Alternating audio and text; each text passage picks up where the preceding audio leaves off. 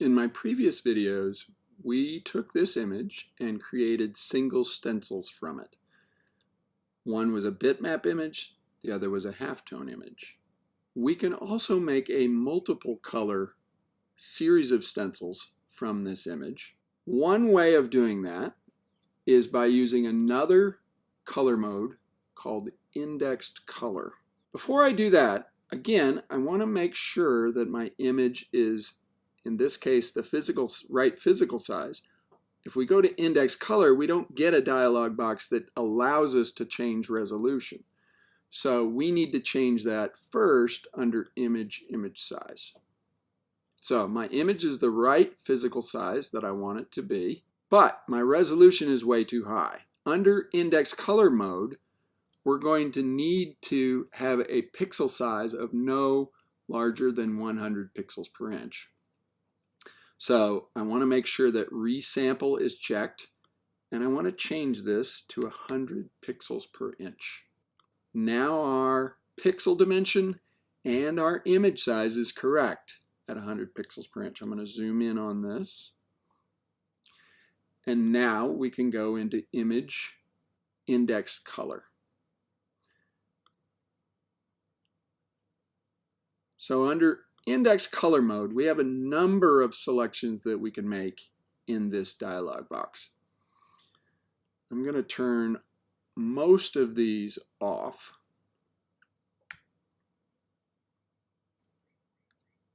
In the index color dialog box, we have a number of different selections that we can make that will change how the image looks.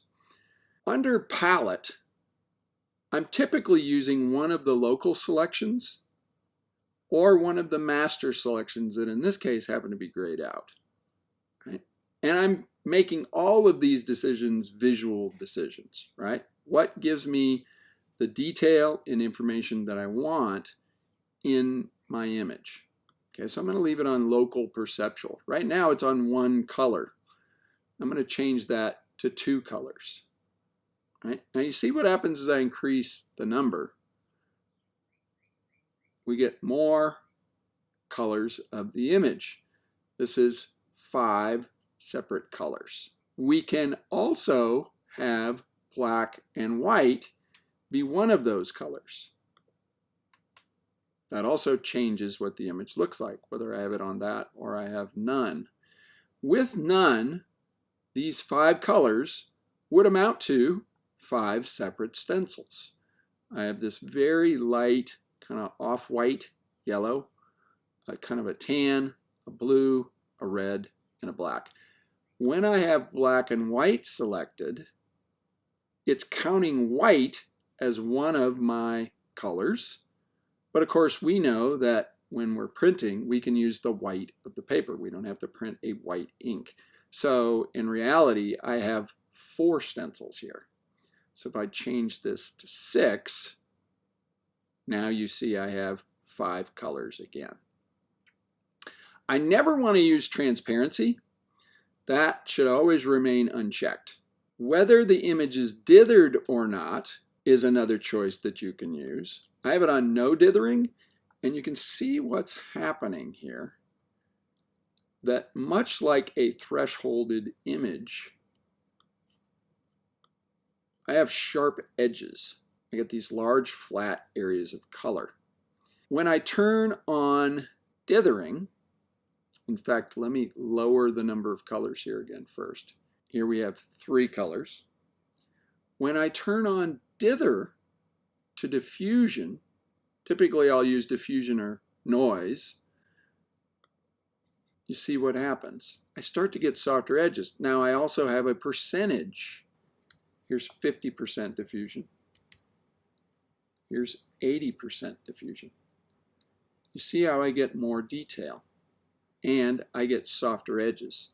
Without diffusion, all my edges generally are pretty sharp. With diffusion on, I get a range of edges. I have some sharp edges, some moderate edges, and some very soft edges. And now I will again continue to change the number of colors. There's 4, there's 5. Now, with an image like the one that we're using, it has a lot of colors, right? And in printmaking in general, and screen printing specifically, every color is a stencil. And of course, if we zoom in on this again, we can see every color is not just one flat color. It is made up of millions of different colors, right? What we think is a simple color is really made up of many, many colors. And of course, in printmaking, we are working graphically with a more limited set of colors. So the decision that I'm making when I'm using index color in this way is what gives me the detail where I want it. Don't worry about the colors that are here. The colors are really irrelevant. What it's doing is trying to pick colors that are, occurring in the image. But when you print this, you have to mix the inks anyway. You can make it any color you want or series of colors, right? So really look at details. If that's harder for you when you have a color image like this, you can also make it a grayscale image. And then you're not thinking about color, you're only thinking about the tones that make up the image. So as I do this, again, I make it a visual decision. I'm just kind of going back and forth and saying, okay, how few stencils can I print? And will it still give me enough information where I want it? Does this give me more in a worthwhile way? Or is it just a little bit different? So there's 6 stencils. And again, all of these options will change what it looks like. If we get rid of black and white, that's 6 stencils with black and white on. This is 5 stencils. Let's say I like this. I'm going to say okay.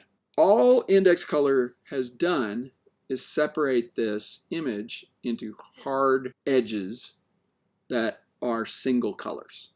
Now I need to make the stencils. And we need to make stencils using layers. Now, in index color mode, I can't work in layers.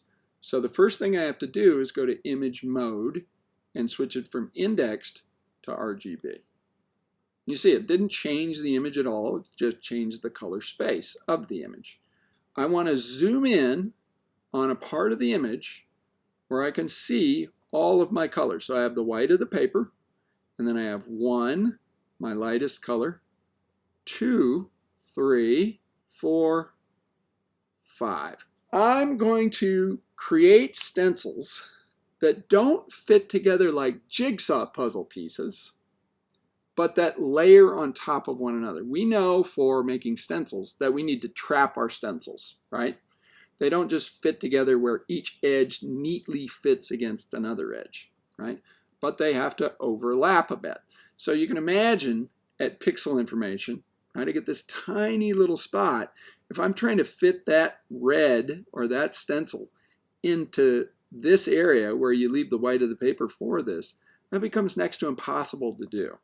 If I were to trap them, where I make this light yellow or tan color a little bigger so that it goes underneath each pixel, that's better, but still really difficult. So I have an easier way of printing and making your stencils where we make them all overlap. And this comes from a very old way of printing. It's called reduction printing. We do this in relief, where we're layering one color on top of the last color printed. I have a wonderful example I want to show you that comes from this book, A History of Screen Printing by Guido Lengmeiler. This is a very early screen print from about the 1920s or 30s that has several layers of ink stacking on top of one another. So here's the image itself, the print, and then we see the order of the colors printed.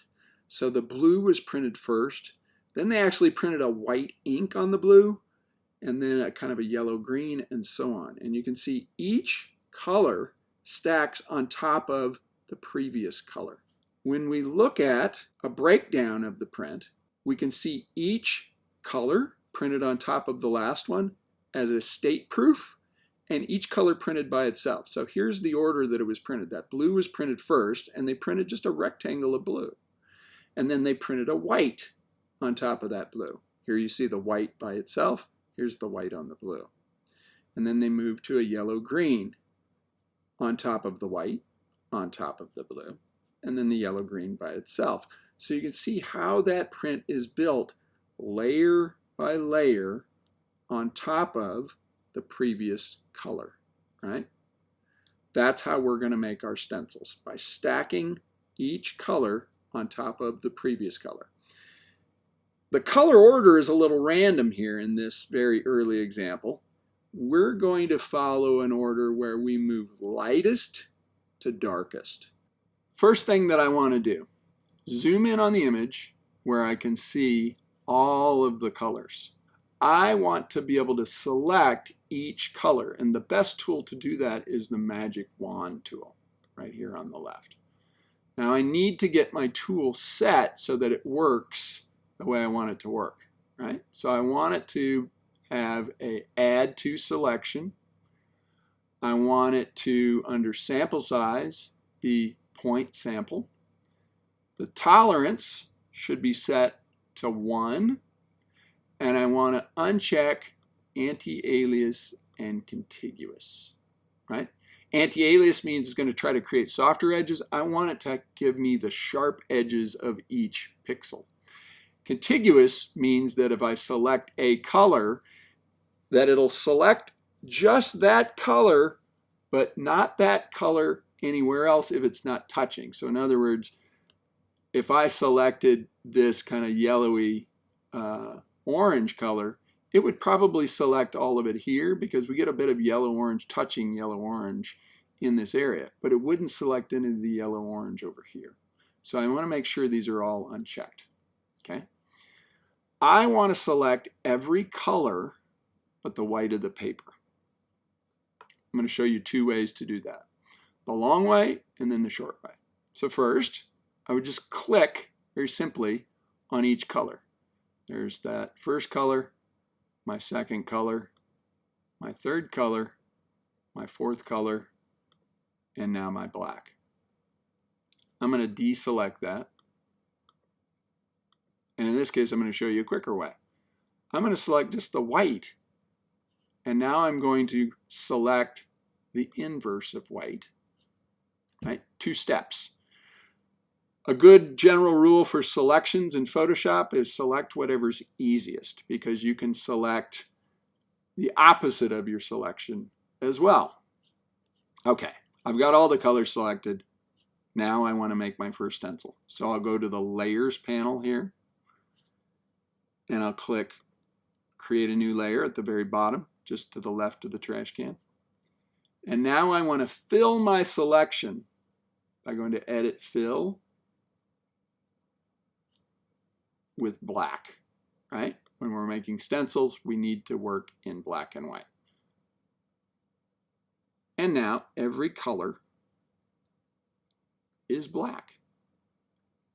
That will be printed in my first color, right? That's my lightest color. So I'm going to go ahead and label this Stencil 1, first color, okay? I want to turn that off, and I want to make sure I go back to my original layer here, okay? Using my magic wand, we'll zoom back in where we can see every color. Now we want to select everything but the white of the paper and our first color. So I'll select the red, the light gray, the dark gray, and the black. Okay, we'll come up here, we'll make a new layer, and we'll go to Edit, Fill, Black. Here we go. So there's first stencil, put it in first color. There's second stencil, which we're going to print in red. As I think about this, I think the red should actually go second because it'll print much brighter on top of this kind of tan, yellowy orange color than it will on the gray. Even though this gray is lighter than the red, I'm going to do that for less color interference, right? Because if I print the red on the gray, it'll come out very, very dull. If I print it on this, of course, where it's closer in hue, right? Yellow is closer to red than a kind of a bluish gray. It should come out brighter. And then printing a duller gray on top of the red is no problem, right? We know with printmaking ink and screen printing in ink specifically that it's easy to get darker, but if you try to print a light on top of a dark, it'll make your lighter color darker. So the color underneath always affects the color on top. So that's true for light and dark. That's true for bright and dull. That's true for differences in hue. If I have a color that is opposite a color on the color wheel, it means it will make it duller. So the further away colors are from one another on the color wheel, the duller they will make each other. Printing a dull color on top of a brighter color is easier because it'll get dull very, very easily than trying to print this bright red on top of this duller gray. That will actually make that red duller, right? The color underneath always affects the color on top. Let's go back to our base layer again for our selection. We always have to come back here. And now I want to select everything but the white, the tan, and the red. So I'm going to select the light gray, dark gray, and the black. Okay. Come here. We'll make a new layer. And we'll edit fill with black and deselect. I'm going to label these before I forget. This is stencil 2. This is stencil 3. Okay. Again, double checking our order. First stencil, second stencil, third stencil. Okay. Come back to our base image again. Make sure everything's deselected. Our next color that we'll be printing is this light gray. So I want to pick my dark gray and I want to pick my black. Come up top, make a new stencil. We'll edit, fill that with black. Deselect, turn it off. Come back to our main image again, and now select black. Make a new layer, edit, fill that with black, and deselect. I'll label these. This is stencil 4. And this is stencil 5. Okay. And if we zoom out, we can see our colors stacking on top of one another. First stencil printed in our lightest color. Second stencil, our red. Third stencil, our lighter gray. Fourth stencil, our darker gray. Fifth stencil is black. Right? And then all we have to do is turn on each stencil and print it out. It will help you if you, when you print them out, if you label them. I know sometimes people can get confused and miss the order, but it's pretty easy to tell.